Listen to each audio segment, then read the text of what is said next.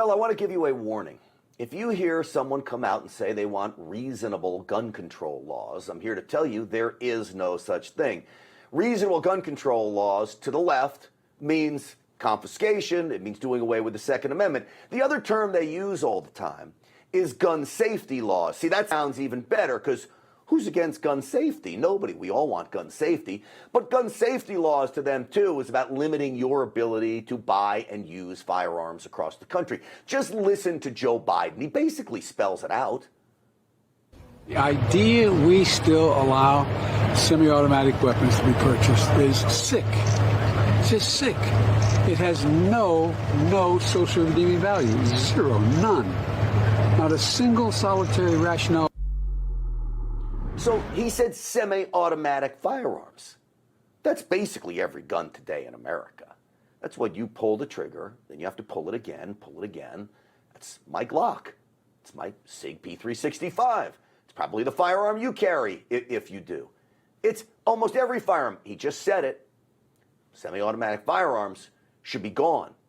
Now, that message is filtering down to the people where they go hog wild. Check out this woman in Colorado, cut 6. I don't think you have to be a mother to see the logic in prioritizing children's lives over gun ownership. We're in a national emergency, Poppy, and for anyone that doesn't believe that, you're conditioned and you're numb to what's happening. I'm going to tell you what the national emergency is. It's the push to take guns out of the hands of good people. Look what's happening to the safety ambassadors of Los Angeles. They're getting beat up. They're getting hurt because they're not armed. A security guard with no firearm is no security guard at all today. Times have changed. This is the problem. If you want to talk about a tragedy, it's the left trying to disarm the American public, the law-abiding citizens in this country. So I saw a piece by my buddy John Lott over at the Crime Prevention Research Center. And the headline reads this. This was in the Washington Times. Advocates of reasonable gun control laws don't want any firearms at all. And he goes on to spell out the proof of all that. So I want to bring in John Lott now, president of the Crime Prevention Research Center. Dr. John Lott, welcome. Great to talk to you again, Grant. Thanks for having me on. You know, it was an interesting piece because we see it every day. They talk about reasonable, and they say gun safety, when in the end it is about confiscation. It is about doing away with the Second Amendment, isn't it? Look, I mean, I've been very skeptical for a long time when they claim that they just want reasonable gun control laws. I mean, you can look at the recent laws that have been passed in places like New York or New Jersey, which would effectively make it impossible for people to carry a gun for protection outside their home, or Hawaii, where legislators are considering legislation that would make it $1,000 or so for somebody to go and get a concealed carry permit. You see those types of rules in many types of places there, and you know, there's never enough that they want to have in regulations, but they always keep. Go ahead. One of the things that I want you to help me do is blow the lid off of this argument about Australia. Over and over again, we hear Australia had a gun confiscation program, which it wasn't complete confiscation by a long shot. Let me just play you a clip of not that long ago, just a couple of weeks ago. This is Barack Obama talking about Australia. We are unique among advanced, developed nations in tolerating, on a routine basis, gun violence in the form of shootings, mass shootings, suicides. You know, in Australia, you had one mass shooting 50 years ago, and they said, "Oh, we're not doing that anymore." That is normally how you would expect a society to respond when your children are at risk. So John Lott, he says that's how you would respond. A giant gun confiscation program. They got a lot of guns, but they didn't get all of them. Lay it out for me. Sure. Well, I mean, just before I even get into that, just mentioning, he makes a number of false claims there that the United States is somehow unique in terms of mass public shootings. That's simply false. You know, what most people don't do is kind of take things on a per capita rate. You take something like school shootings, for example. Since 2000, we've had 10 in the United States. Germany's had 3. But Germany has less than 1/4 of the population that we have here in the United States. So if you multiply 3 by 4, that's 12. They actually have a higher rate. You have a country like Finland, for example, which has about 5 million people.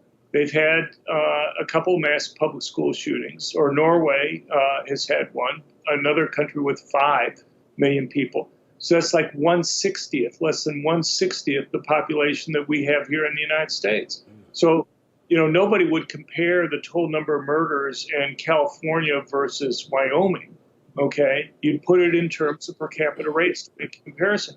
But on the Australia stuff, look, a number of them claim that Australia, as you say, banned guns, but they didn't. They had a buyback in 1996 and 97. About a quarter of the guns that were legally owned were bought back and destroyed. But people were able to go and buy guns again after that. And by 2010, the percentage of the adult population in Australia that legally owned guns was higher than it was in 1996 before they had the buyback. And so what you should have expected, if these gun control advocates were correct, is you should have seen an immediate sharp drop in gun crimes, and then over time an increase. And that's not what you observe at all. If you look at firearm robberies, for example, they did the exact opposite. There was an immediate increase, and then it slowly fell over time. And none of the things, whether you're looking at firearm homicides or suicides or whatever, fit the pattern that they would claim. This is important.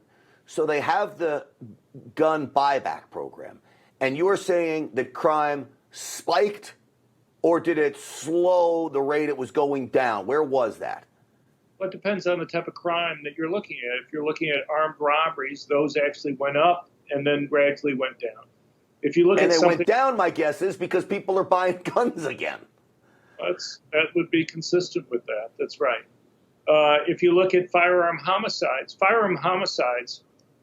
it's basically statistical malpractice, what people have done in the media on this. Firearm homicides were falling for 15 years prior to the buyback. And they continue to fall, but at a much, much slower rate. They basically were flat for about 8 years afterwards. And so the media will go and say, look, the firearm homicide rate was lower after the buyback than it was for 10 or 15 years prior to it.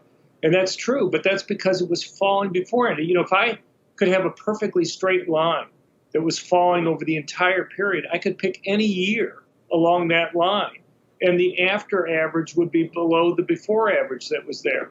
What you would want to do is say, does it fall at a slower or faster rate? Is there some discontinuity that occurred there? And what you see looking at it is actually it dramatically slowed the rate of decline. Essentially, as I said, was flat for a number of years there afterwards. If anything, I look at it, it looks like it was counterproductive rather than helpful. All right, let me show you one more chart. It was in your article that you wrote. This is of homicide rates in Great Britain after Britain banned handguns. And you can see that they rise sharply in Britain, the homicide rates, after banning the handguns. What are we looking at here, John? Right. Well, it's not just Britain. Every single country, every single place in the world that's either banned all guns or all handguns has seen increases in murder and homicide rates and firearm homicide rates afterwards. And there's a simple reason for that, and that is when you go and you ban guns, who primarily obeys it? And you may take some guns away from criminals, but if it's primarily those law-abiding good citizens who obey those rules, you're going to make it relatively easier for criminals to commit crimes. And so in the UK there, you saw over the next 8 years a big increase, about a 50% increase in homicides. And it only started to fall after that when they had a 14% increase in the number of police officers that they had right at that point in time. People were really upset about the increasing violent crime there. And so the government dramatically increased the number of police officers. And it was because of the increase in police officers that they began to lower it again. But even then, it took 17 years before it was back to about the rate it was before the ban. So again, history is great at predicting the future. And statistics really don't lie if you use them properly and you have a large sample, right? John, you're a statistics guy. The statistics show you that you ban handguns, as you just said, that the homicide rates go up, the criminals now have the upper hand. Why in America we're going down this road? Because they don't care about the people, John. It's not about the crime. I'm telling you, they want us disarmed because it's about a tyrannical government. This is why Barack Obama, Joe Biden, Hillary Clinton, and the rest of them want our firearms. They don't want us to have the power over a tyrannical government. I'm convinced of that.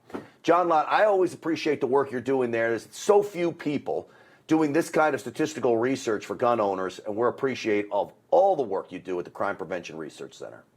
Well, thank you for being there, Grant. I appreciate you being out there. Absolutely. Thank you, John Lott. All right, folks.